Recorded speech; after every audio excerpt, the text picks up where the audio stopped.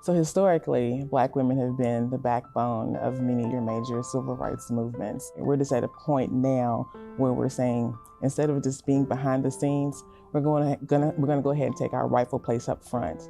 And even though it may cost you and it may be sacrificial, that you still need to do those things, because without people and without women like Alberta, that you can stand on their shoulders, there would be nothing for us. And I would tell these young women that gird your loins and be prepared to not be accepted, but do what needs to be done, because we're tired. And we really have decided that there's only so much, as Fannie Lou Hamer said, I'm sick and tired of being sick and tired. So it doesn't mean that I'm going to give up. I will keep this fight until my last dying breath.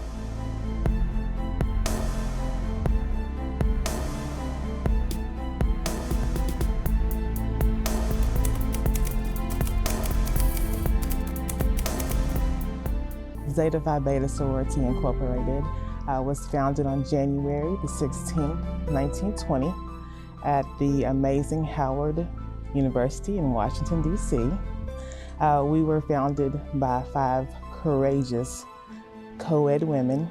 We lead the charge many times behind the scenes.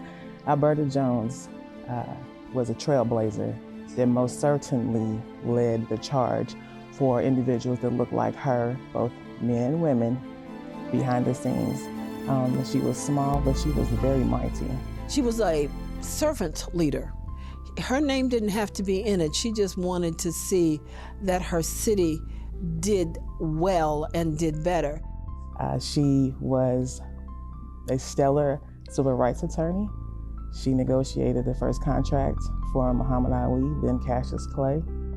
She never got her just due for her role that she played in that. The way that Alberta Jones was able to communicate to others are through churches, through organizations, and I can speak to this personally, as when I was in high school, I interviewed my great-grandmother, and she told me about a woman. And she said, this little young lady taught us how to use the machine.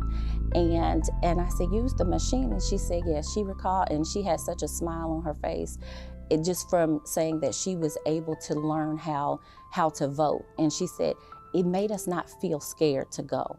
The city lost an activist, and as you have heard before, someone that would actually go out and do. And she was a lady that did not mind spending her own money to make sure that people got what they needed. So that's why she's very important to our organization and to Louisville, Kentucky. I was a young teenager at the time she was murdered. And for me, it was just devastating that this would happen to a woman who was doing such good and was actually a force of nature and one of our city leaders that we should have been looking up at. Our organization is very involved with the various issues that are facing society today, particularly the African American or the woman of color. We do activities throughout, whether that is food drives, whether that it's voting restoration, voting drives, getting individuals to the polls, just being active throughout the community. Regarding the voting, the Alberta Jones Black Voters Registration Association helped register over 5,000 new voters in Louisville, Kentucky for last year's 2020 election through the chapter of Eta Zeta Sorority of Zeta Phi Beta Sorority Incorporated. So Alberta still lives with her voting registration effort.